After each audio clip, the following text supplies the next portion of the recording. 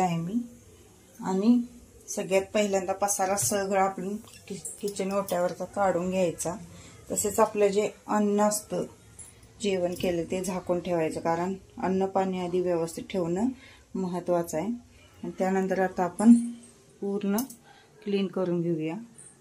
श्री स्वामी समर्थ मैत्रिणींनो, आजच्या व्हिडिओमध्ये तुमचे स्वागत आहे। आणि आजच्या व्हिडिओमध्ये मी तुम्हाला माझ्या किचन ओट्याची क्लीनिंग दाखवणार आहे। इथे मी मैत्रिणींनो तुम्हाला डीप क्लीनिंग दाखवत नाही, तर पूर्णच अशी मी कशी क्लीनिंग करते पूर्ण कट्ट्याची, तर ती क्लीनिंग दाखवणार आहे। आणि आपण जे पाणी गरम करून घेतलेलं होतं त्यामध्ये थोडासा मी निरमा घातलेला आहे। आणि जे आपले स्टँड असतात गॅसवरचे ते स्टँड परत बर्नर मी सगळे त्यामध्ये घालून घेतलेले आहेत।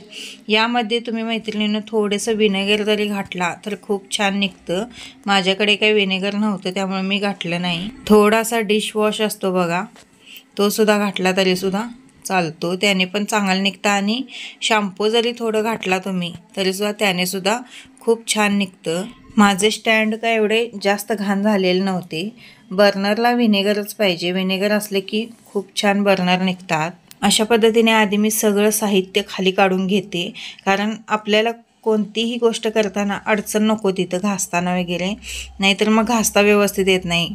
पसारा असला की आपल्याला बघू शकता तुम्ही घासता येत नाही, त्यामुळे सगळं पसारा आधी सगळा काढून घेऊन व्यवस्थित आपल्याला कोणत्या प्रकारची अडचण होणार नाही अशा पद्धतीने सगळा पसारा काढून घ्यायचा आहे। आणि मी काय केलेलं आहे तर आपला जो भांडे घासायचा हिरवा चोथा असतो त्यानेच मी घासत आहे। तारेच्या चोथ्याने कधीही मैत्रिणींनो स्टील फरशा त्या घासायच्या नाहीत, कारण फरशांवर मग काय होतं असं खरकुचे पडतात।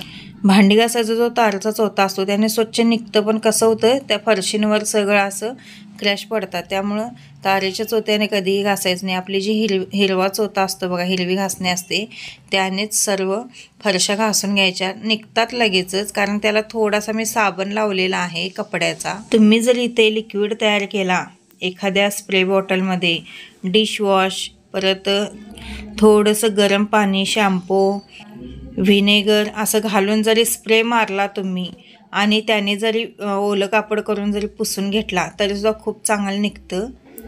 आणि आता हे मला दिवाळीमध्ये फ्रीमध्ये मिळालेला हँडवॉश होतं, मग त्याचा वापर काय करायचा म्हणून मी इथं पडणंच होतं ते, त्याचा वापर मी इथं करत आहे पुसण्यासाठी।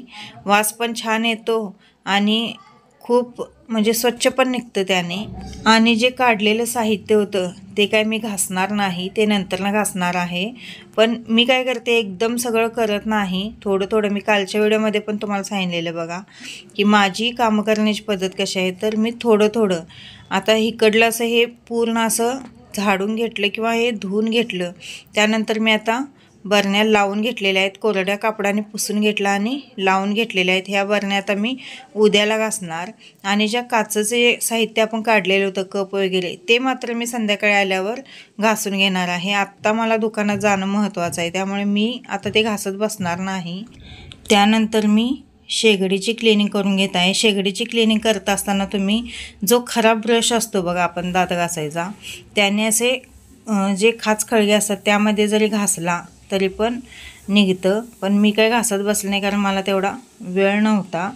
आणि गॅस शेगडी घासण्यासाठी मैत्रिणींनो काय करायचं तर आपण जे दात घासायची टूथपेस्ट असते बघा ती घ्यायची आणि थोडासा आपण त्यामध्ये डिशवॉश घालायचा आणि त्याने शेगडी घासायची, त्याने पण शेगडी खूप चांगली निघते। मी कधीतरी तुम्हाला त्याने पण घासून दाखवेन।